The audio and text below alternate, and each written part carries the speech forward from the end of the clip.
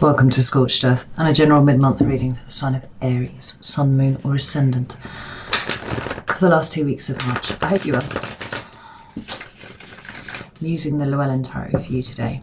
So the mid-month readings are structured slightly differently to the main monthly read. They're only covering 2 weeks, so they're shorter, and I'll try not to pull any clarifiers to keep them that way. What I would do is pull 3 cards for your current energy and then 3 cards for what this energy is trying to teach you. I see everything as a lesson, and I've found over the years that it helps navigate challenging energies. If you can detach from it just a little bit and see what is actually going on here, rather than kind of losing yourself in the maelstrom of it all.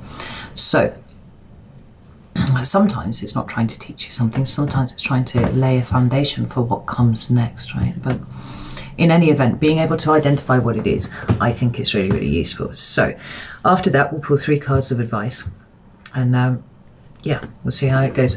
If you haven't quite followed what I mean there, just bear with it, because I'm sure it'll become clear by the end of the reading. So let's get 3 cards for Aries current energy, please.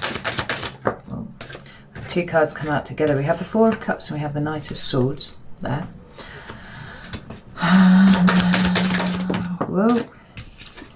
We have the 4 of Wands and the Ace of Pentacles. That's interesting. These are all doubling up. And can I have another card for Aries current energy, please? The Hierophant. We have the Tower at the bottom of the deck, Aries, and we have the Hanged Man following that. What do we have after that? We have Strength. So it feels like where you are finding yourself at the moment is one of those darned opportunities for growth, right? We've got sudden shocking energy coming in with the Tower. We also have the Hanged Man, which is sometimes looking at things from a different perspective, but other times it's kind of like a submission to what is going on, right? Allow what is happening to happen. Don't fight it, essentially, because there is growth at the other side of it for you, right? That's pretty heavy energy to start the reading right there. But I'm not afraid of the Tower, because the Tower is like course correction. That's the way that I see it. Now, often that is uncomfortable, and we cannot deny that. But ultimately, it always is for the better, even if it takes a year or 2 for you to notice down the line that actually everything worked out so much better because of the loss of this thing. And there's a loss here. I feel the loss, and I feel you striving to keep a hold of it. So what we've got here is the 4 of Cups and the Knight of Swords. Then we've got the 4 of Wands and the Ace of Pentacles, and then we've got the Hierophant. So there's 2 4 cards there already. And 4 is foundational level stuff. It feels to me that that is possibly what is experiencing the Tower at the moment. The 4 of Cups often talks about a feeling of rejection, right? It feels like being left out of things. And we've got this Knight of Swords here. Now, the Knight of Swords is Gemini energy, and it could refer to, you know, somebody charging in on a white horse to save you from a thing, but I don't feel like that's accurate for you, Aries. I feel like somebody's words have made you feel less than. You know, it feels a little bit like, look at me drawing clarifiers when I said I wouldn't. There's a Chariot. Oh, yeah.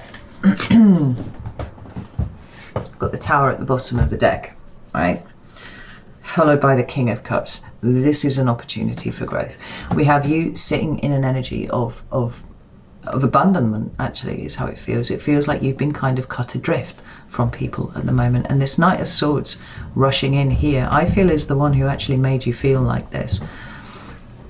Could be a Gemini, could be an air sign of any description, but it might not be. It's the Knight of Swords is all about communication, right? The transmission of information. And underneath that, we have the 5 of Pentacles, and then we have the Star and the Chariot. Now, it feels like somebody's words have stripped you bare, Aries, and it's not comfortable at all. But already I can see why this is happening, right? I can see why it would be a Tower sort of situation for you, but ultimately, this is a good thing. I said to my daughter only last week, when somebody shows you who they are, believe them. And it seems a little bit like that's the situation for you here, that there is someone, or perhaps some ones around you, who have kind of let the mask slip a little bit, and they've said some things that have shown you who they are. And the result is that you're feeling really quite cut adrift by everything, abandoned, pushed out, maybe taken for granted, but certainly not appreciated. But with the Star and the Chariot, we've got more movement, we've got more correction of a course. Something about this has really cut down to the core with you. And perhaps it's exposed a wound that you didn't know was there. Or perhaps it's a fresh wound, you know, that's come off the back of the trust that you had for these people. The Four of Wands and the Ace of Pentacles are the next two cards, and I really, really like this actually, because here we have you building something new, right? This is the card of home for me, but it is the creation of a new foundation, particularly when it's paired up here with the Ace of Pentacles. Now, it might be that in light of what's occurred, you've actually decided that you want to move, you know, I'm going to move somewhere else, I'm going to do something. What was keeping me here in one place actually isn't relevant anymore.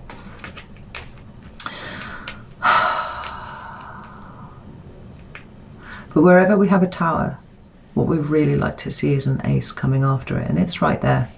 You know, what the tower is taking out of your life is that which really is now just holding you back. And maybe you didn't see that for a while, but now it's become abundantly obvious that you have spent a lot of time perhaps doing things for other people, perhaps being that person for loads and loads of people, and it's not reciprocated. And you see now the degree to which it is not reciprocated, and it's like, well, fuck this, right? It's about a clarification of your will, right? It's a return to autonomy for you, which is interesting. It's Four of Wands and Ace of Pentacles, please. So we've got the Five of Swords, we've got the Three of Cups, and we've got the King of Wands sat here looking at all of them. Now the King of Wands is strictly Leo, but it's active masculine fire energy, right? So it can well be you too. Could be a Sagittarius. It looks to me like the extent of something has been revealed to you, and this is kind of shitty behavior by somebody, or perhaps peoples, because we got the Three of Cups here. But it's freeing you up, it's liberating you, Aries. The final card that you've got is the Hierophant. Fuck my life. And that is the card of things that have been established, that have always been one way or another, right? It talks about hierarchy. It talks about rigidity sometimes too. But I'm not actually feeling that for you, because there is this kind of freeing aspect to what you've experienced. Let me get another card. Queen of Swords, yeah.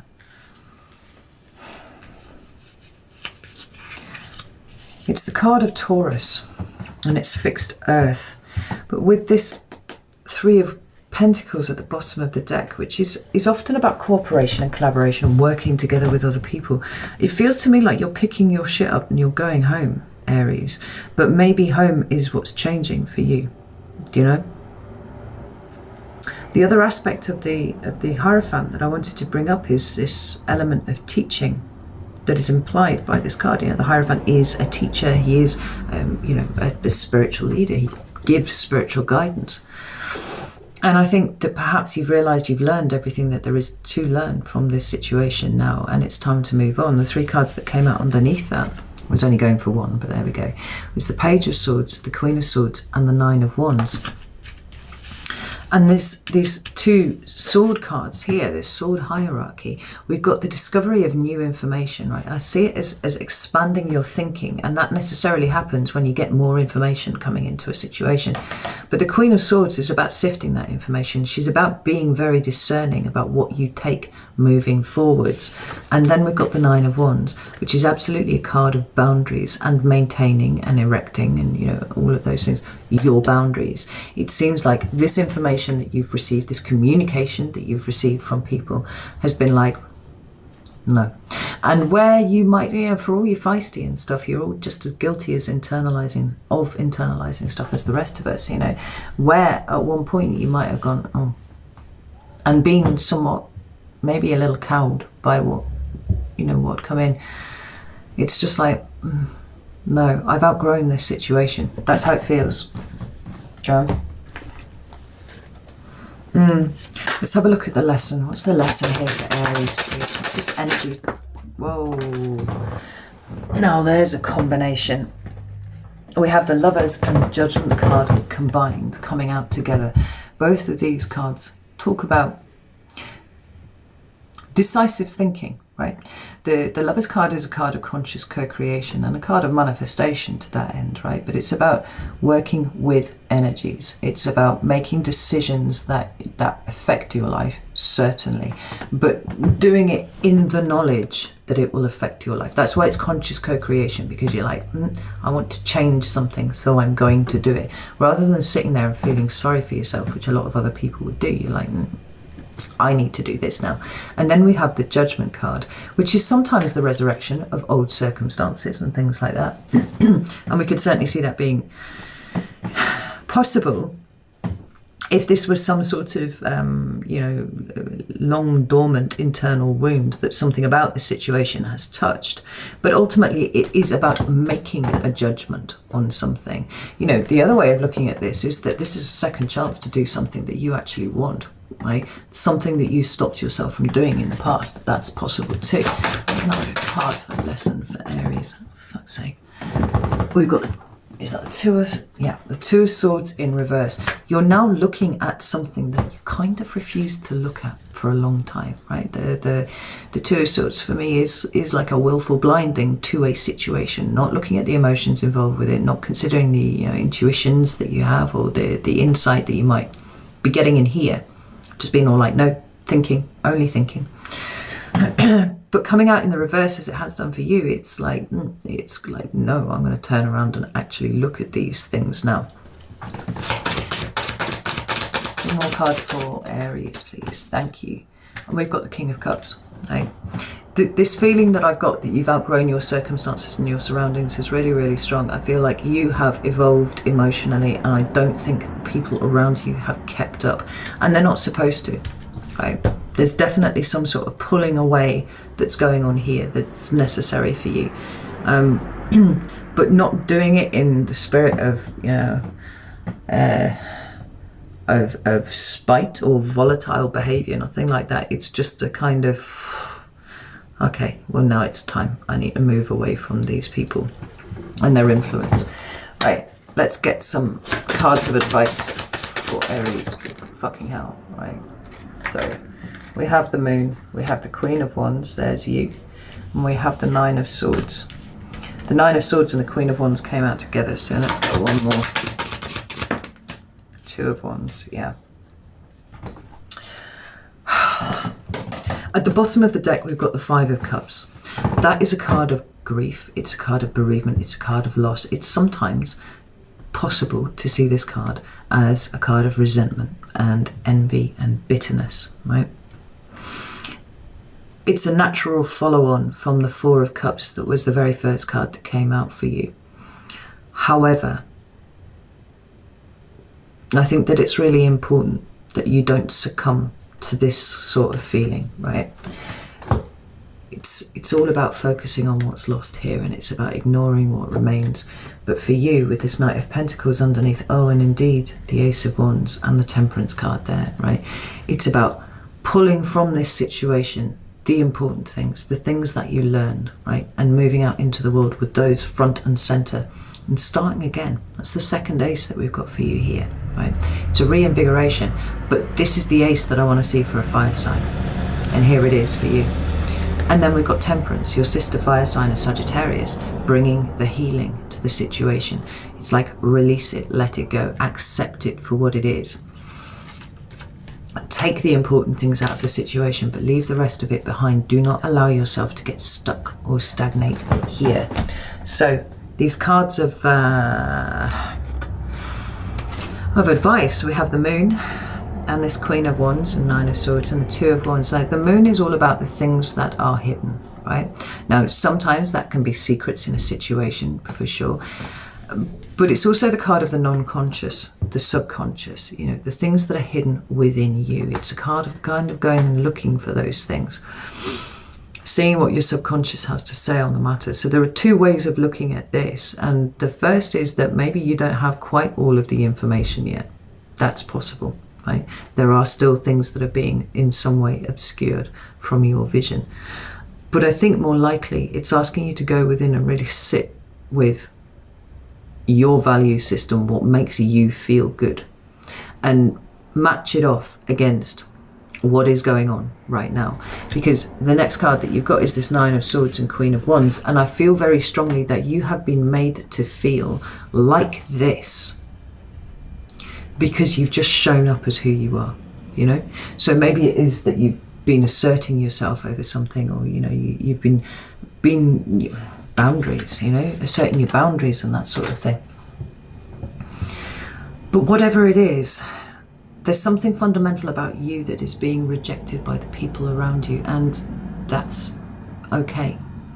Because it's not actually a reflection of you, it's a reflection on them as much as anything, right? You're showing up authentically. People don't like it. It's time to find a new tribe. But don't allow yourself to overthink being you, right? We don't want that at all. And we've got Two of Wands. It's kind of like a lower echo of the Lover's card here. It's about being pulled to a crossroads. But you are coming to a crossroads. You are bringing yourself to this place. And to work best with the energies around you, when you've got these big energies of making decisions coming along here, is to do it under your steam, right? It under your autonomy. Remember that Chariot card that was at the bottom of the deck when we first started here. What do you want? What is important for you moving forwards? How do you want to live your life? You know, these questions can be as broad or as narrow as you want them to be, but ultimately it comes down to you and what you want, right? So get your crystal ball out and start thinking about where you want to end up and how you get yourself there, because it's certainly not with the people that are surrounding you at the moment. Whew. Or person, just one person, it could be that too. That's a bit heavy, right?